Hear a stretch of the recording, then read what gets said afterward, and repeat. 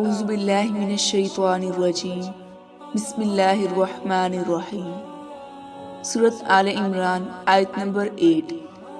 ربنا لا تزغ قلوبنا بعد اذ ہدیتنا وہب لنا من لدنک رحمہ انک انت الوہاب۔